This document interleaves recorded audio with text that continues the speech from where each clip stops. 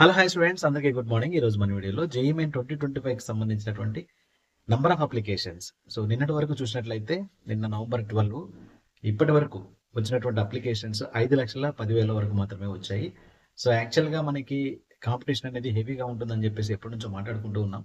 Last ఇయర్తో compare చేస్తే ఈ year ఇంకా అప్లికేషన్స్ పెరగాల్సి ఉండింది. సో అప్లికేషన్స్ తగ్గడానికి గల రీజన్స్ చాలా ఉంటాయి. సో ఒకటి, అప్లికేషన్ ప్రాసెసింగ్లో ఇచ్చినటువంటి కొత్త రూల్స్ అనమాట. లైక్ కేటగిరీ సర్టిఫికేట్ కావచ్చు, ఆధార్ కార్డ్ ఇష్యూస్ కావచ్చు. ఆధార్ కార్డ్ ఇష్యూస్ని కొద్దిగా రెక్టిఫై చేసిన, అంటే ఆధార్ కార్డులోను అండ్ అలాగే 10th క్లాస్ మార్క్ షీట్లోను డిఫరెన్సెస్ ఉన్నప్పుడు మిస్ మ్యాచ్ అయిన తర్వాత చాలామంది ఆ మిస్ మ్యాచ్ అయింది కాబట్టి ఆధార్ సెంటర్కి వెళ్ళి దానికోసం వెయిట్ చేస్తున్నారు. చాలామందికి ఇన్ఫర్మేషన్ తెలియదు. ఆధార్ లేకపోయినా, ఐ మీన్ రెండు మిస్ మ్యాచ్లో ఉన్నా, వేరువేరుగా ఉన్నా సరే అక్కడ మళ్ళీ ఆధార్ డీటెయిల్స్ కూడా ఇచ్చి మనం అప్లై చేసుకోవచ్చు అనేటువంటి ఇన్ఫర్మేషన్ వాళ్ళకి తెలియకుండా పోయిందనమాట. సో కాబట్టి ఇదొక ఫ్యాక్టర్ అనుకోవచ్చు. అండ్ నెక్స్ట్ ముఖ్యంగా కేటగిరీ సర్టిఫికేట్ విషయం. కేటగిరీ సర్టిఫికేట్ అనేది ముఖ్యంగా ఎస్సీ, ఎస్టీ, పీడబ్ల్యూడికి సంబంధించి ఎలాంటి ఇష్యూ లేకపోయినప్పటికీ OBC and EWS category. So OBC and EWS కేటగిరీలో ఎవరైతే కేటగిరీ సర్టిఫికేట్ నంబర్ వేయాల్సి ఉంటుంది, అక్కడ సర్టిఫికేట్ నెంబర్ వేయాలి, ఇష్యూయింగ్ డేట్ వేయాలి అండ్ ఇష్యూయింగ్ అథారిటీ వేయాల్సి ఉంటుంది. సో ఓల్డ్ సర్టిఫికేట్ ఉన్నా కానీ అది ఎలో చేస్తుంది. అంటే మీ పర్టికులర్ ఓబీసీ కానీ అండ్ మీ పర్టికులర్ ఈడబ్ల్యూఎస్ కానీ పాత సర్టిఫికేట్ ఉన్నా సరే మీ పర్టికులర్గా క్యాండిడేట్ నేమ్ పైన స్టూడెంట్దే ఉండాలా. సో ఉంటే అది యాక్సెప్ట్ చేస్తుంది. అది కూడా లేదు కాబట్టి అప్లై చేయడం డిలే అవుతుందని చెప్పేసి అనుకోవచ్చు మనం. ఓకేనా? సో ఈ రెండు ఫ్యాక్టర్స్ మేజర్గా అయితే ఇన్ఫ్లుయెన్స్ చేస్తున్నాయి. లేదంటే మాత్రం ఇప్పుడు ఈ ఎన్ని రోజులు అయితే మనకు నోటిఫికేషన్ వచ్చిన నుంచి ఇప్పటి వరకు దాదాపు 3 వీక్స్ కావస్తుంది అనమాట. ఈ 3 వీక్స్లో లాస్ట్ ఇయర్తో కంపేర్ చేస్తే 10 lakhs అబౌవ్ అప్లికేషన్స్ రావాల్సి ఉండింది. బట్ ఈసారి ఓన్లీ ఇక్కడ వచ్చింది 5 lakhs అబోవ్నే వచ్చాయనమాట. 5.10 5,10,000 వరకు మాత్రమే ప్రజెంట్ వచ్చినాయి. సో ఈ ఫ్యాక్టర్స్ అన్నీ ఉన్నాయి కాబట్టి చాలామంది లాస్ట్ మినిట్లో అప్లై చేయడానికి వస్తారు. సర్వర్ ఇష్యూస్ అయితే డెఫినెట్గా వస్తాయి. సో అప్లికేషన్ డేట్స్ ఎక్స్టెండ్ చేస్తారా లేదనేది మనం ఇప్పుడే చెప్పలేము.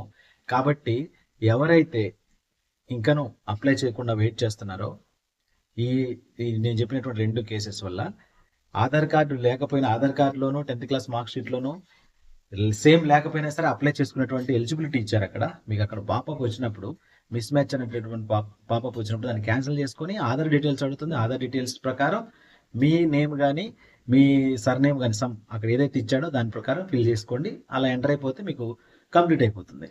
అది తెలియలేదు, చాలా మందికి తెలియలేదు. ఫస్ట్ నోటిఫికేషన్ ఇచ్చినప్పుడు అప్లై చేశారు, అక్కడ మిస్ మ్యాచ్ అంది, వెంటనే ఆధార్ సెంటర్కి వెళ్ళిపోయారు, అక్కడ అప్లై చేస్తారు, అది వచ్చే వరకు వెయిట్ చేస్తున్నారు. ఈ గ్యాప్ అయితే ఉండిందనమాట. ఎవరైనా స్టూడెంట్స్, మీరు కానీ చూస్తున్న వాళ్ళ యొక్క ఫ్రెండ్స్ కానీ ఇంకెవరైనా స్టూడెంట్స్ కానీ ఉంటే మాత్రం వాళ్ళకి ఈ విషయాన్ని చెప్పండి. ఆధార్ అనేది మిస్ మ్యాచ్లో ఉన్నా సరే అప్లై చేసుకునేటువంటి వెసులుబాటు ఉండింది.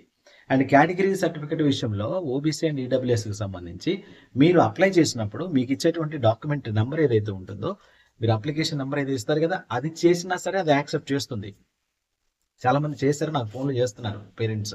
ఎందుకంటే మనం ఎవ్రీ ఇయర్ మెంటర్షిప్ చేస్తాం కాబట్టి వాళ్ళ లాస్ట్ ఇయర్ జాయిన్ అయిన వాళ్ళ అబ్బాయి ఉన్నట్లయితే వాళ్ళ పాపో, ఇంకా తమ్ముడు, చిన్న అబ్బాయి, ఇంకెవరో ఉంటారు కదా, అలాంటి వాళ్ళు నాకు ఫోన్లు చేస్తున్నారు అనమాట. సో కాబట్టి డెఫినెట్గా అది వర్కౌట్ అవుతుంది. అండ్ ఇంకొకటి ఏంటంటే, కొంతమంది ఇక లాస్ట్ మినిట్ వరకు నేను నిన్నే చెప్పాను, ఒక వీడియో చేస్తాను అనమాట. ఏది లేనప్పుడు ఏం చేస్తారు, మేబీ బీసీ కేటగిరీలో ఉన్నటువంటి సర్టిఫికేట్ అండ్ మీరు ఈడబ్ల్యూఎస్ కిందకు వస్తారేమో కనుక్కొని ఇలా మీ దగ్గర ఉన్నటువంటి డాక్యుమెంట్ నెంబర్ వేసుకొని మీరైతే అప్లై చేసుకోండి లాస్ట్ మినిట్ వరకు వెయిట్ చేసినప్పుడు అని చెప్పేసి చెప్పడం జరిగింది అనమాట. సో ఇది ప్రజెంట్ అయితే అప్లికేషన్స్ తగ్గడానికి గల రీజను. అలా తగ్గుతుంది అని చెప్పలేము, బట్ డెఫినెట్గా పెరుగుతుంది. కాంపిటీషన్ అయితే యాజ్ ఇట్ ఈస్గా ఉంటుంది. కొద్దిగా డిలే అవుతుంది అనమాట. ఈ డిలేని ఇంకా స్పీడప్ చేస్తారు. ఈ వీక్లో మాత్రం ఈ ఫస్ట్ 3 వీక్స్లో వచ్చినటువంటి అప్లికేషన్స్ కంటే ఇప్పుడు ఈ మిగిలి ఉన్నటువంటి ఈ 10 days టైంలో వచ్చేటువంటి అప్లికేషన్స్ డబుల్ అవుతాయి అనమాట. సో కాబట్టి ఇంకా 10 lakhs వరకు కూడా అప్లికేషన్స్ వచ్చేదానికి ఛాన్సెస్ ఉండొచ్చు. ఓకేనా? సో ఎవ్రీ ఇయర్ మనం చూస్తూనే ఉన్నాం. ఫస్ట్ సెషన్ 1కి అయితే చాలా అప్లికేషన్స్ వచ్చాయి, 15 to 16 lakhs వచ్చాయి అనమాట. సో ఇప్పుడు కూడా అంత ఎక్స్పెక్ట్ చేయొచ్చు. ఇంకా 5 lakhs వచ్చినాయి కాబట్టి ఇంకా 10 lakhs అప్లై మనం ఎక్స్పెక్ట్ చేసేదానికి ఛాన్సెస్ ఉన్నాయి అనమాట. కాబట్టి ఎవరైతే డిలే చేస్తున్నారో అప్లై చేసుకోండి. ఓకేనా? సో ఇంకా ఏమైనా డౌట్స్ ఉంటే కింద కామెంట్ చేసి అడగండి, దానికైతే నేను రిప్లై ఇస్తూ ఉన్నాను. చాలామంది మిస్టేక్స్ చేస్తున్నారు, మిస్టేక్స్ చేసిన తర్వాత మనం ఏం చేయలేము. సార్ కేటగిరీ సర్టిఫికేట్ విషయంలో నేను తెలుసుకోకుండా ఓపెన్ కేటగిరీ అని పెట్టాను, ఇప్పుడు మార్చుకోవచ్చు అని అడుగుతున్నారు. సో అది మనం చేయలేము. ఎడిట్ ఆప్షన్ ఇచ్చినప్పటికీ కూడా అలాంటివి అయితే ఎడిట్ చేసుకోవడానికి ఛాన్సెస్ ఇవ్వరు అనమాట. సో ఎడిట్ ఆప్షన్ అనేది కొన్నిటికి మాత్రమే లిమిటెడ్గా ఉంటాయి. ఎడిట్ ఆప్షన్ మనకి 22 నవంబర్ తర్వాత ఇచ్చినప్పటికీ కూడా ఏమేమి ఎడిట్ చేసుకోవచ్చో కూడా వాళ్ళే చెప్తారన్నమాట. అటువంటి పర్టికులర్గా ఇచ్చినటువంటి వాటిని మాత్రమే ఎడిట్ చేసుకునేదానికి ఛాన్స్ ఉంటుంది. అంతేగాని మళ్ళీ మన అప్లికేషన్ మొత్తాన్ని ఫస్ట్ నుంచి స్టార్టింగ్ నుంచి ఎండింగ్ వరకు మొత్తం ఎడిట్ చేసుకోవచ్చు అనేటువంటిది అస్సలు ఉండదు అనమాట. సో ఈ కేటగిరీ కానీ, నేమ్ కానీ, ఫోటో కానీ, రైట్, ఇలాంటి కీలకమైనటువంటి పాయింట్స్ ఏవైతే ఉంటాయో అలాంటివి ఎడిట్ చేసుకునేటువంటి అవకాశం అస్సలు ఇవ్వదు. అలాంటిది అసలు అనుకోకండి. కాబట్టి అప్లై చేసేటప్పుడు చాలా జాగ్రత్తగా కీన్ అబ్జర్వేషన్ చేయండి. కేటగిరీ విషయంలో చాలా జాగ్రత్తగా ఉండండి. స్టేట్ ఆఫ్ ఎలిజిబిలిటీ విషయంలో జాగ్రత్తగా ఉండండి. And 12th class eligibility qualification విషయంలో జాగ్రత్తగా ఉండండి. మార్కులు అలాంటివి తప్పులు పడ్డా ఏం కాదు పెద్దగా అప్లై చేసేటప్పుడు. ఎందుకంటే మళ్ళీ మనం దానికి సంబంధించి సబ్మిట్ చేస్తాం కాబట్టి అక్కడ క్లియర్ అయిపోతుంది. ఇన్కమ్ విషయంలో కూడా మీకు ఇన్కమ్ సర్టిఫికేట్ అప్లోడ్ చేయడానికి అవసరం లేదు కాబట్టి మీకు ఏ రేంజ్ వరకు ఇన్కమ్ ఇవ్వగలరు, అండ్ మీ ఫ్యామిలీలో ఎవరైనా తీసుకొని ఉంటారు కదా ఇన్కమ్, మీ బ్రదర్ కానీ, మదర్ కానీ, ఫాదర్ కానీ, ఎవరైనా సరే మీ ఫ్యామిలీలో ఎవరైనా ఇన్కమ్ తీసుకుని ఉంటే వాళ్ళకి ఎంత ఇన్కమ్ సర్టిఫికేట్లు ఇచ్చారో మీకు అంతే ఇస్తారన్నమాట ఇన్కమ్ విషయంలో.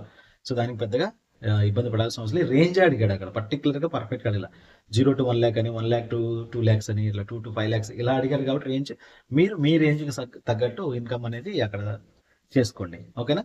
సో ఇది విషయం. వీడియోని లైక్ చేయండి, ఫ్రెండ్స్కి షేర్ చేయండి. ఛానల్ సబ్స్క్రైబ్ చేసుకోకుండా చూస్తున్నారు చాలామంది. సబ్స్క్రైబ్ చేసుకోవడం వల్ల మీకు వచ్చేటువంటి నష్టం ఏం లేదు. సో ఒకసారి సబ్స్క్రైబ్ చేసుకుంటే మీకు ఇలాంటి అప్డేట్స్ ఏదైనా ఉంటే వెంటనే నోటిఫికేషన్ ద్వారా వచ్చాయి.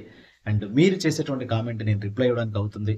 రైట్? సో గుర్తుపెట్టుకోండి, సబ్స్క్రైబ్ చేసుకోండి అండ్ మీ ఫ్రెండ్స్ కూడా షేర్ చేయండి.